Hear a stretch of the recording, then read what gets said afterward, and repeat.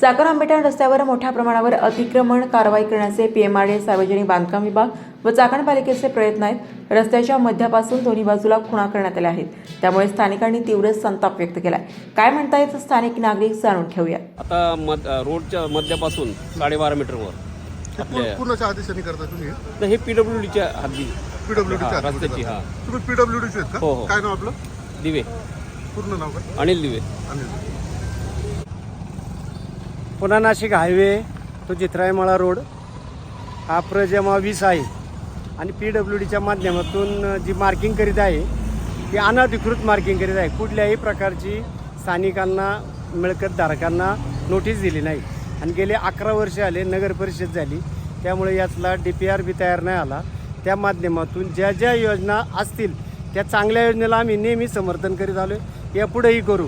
विकास झाला पाहिजे। या पुणे जिल्ह्याचे पालकमंत्री माननीय अजितदादा पवार हे या ठिकाणी येऊन गेले।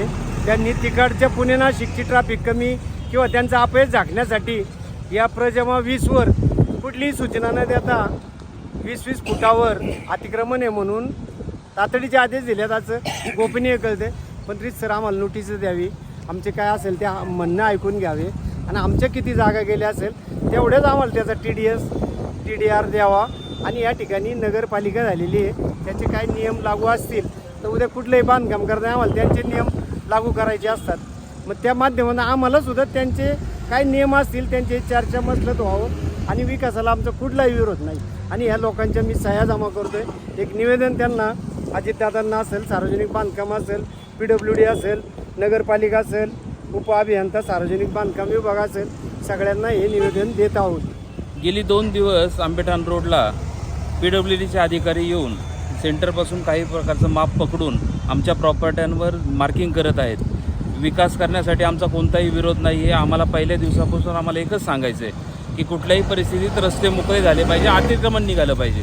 पण अतिक्रमण निघत असताना PWDचा हा प्रजिमा आहे, MDR आहे।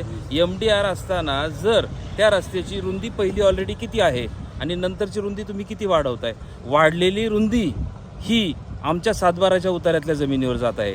जर ती जमिनीवर जात असताना तुम्ही जमीन अधिकृत केली का, आम्हाला नोटिसा पाठवल्या का, ह्या सगळ्या गोष्टींची प्रक्रिया पूर्ण झाली पाहिजे। आणि हे होत असताना आम्हाला जमिनीचा किती मोबदला देणार आहात, कशा पद्धतीने मोबदला देणार, हे आम्हाला पहिलं शासनाने क्लिअर करावं आणि जर क्लिअर केल्यानंतर पुढची प्रोसेस करावी। आम्ही जमीन देण्यासाठी आमचा विरोध नाही, विकासासाठी आमचा अजिबात विरोध नाही आहे। तथाकथित काही नेते असतील, त्यांनी काही केलं असेल, आम्हाला त्याच्याबद्दल बोलायचं नाही, पण आम्हाला विकासाच्या मध्ये अडथळा आणायचा नाही।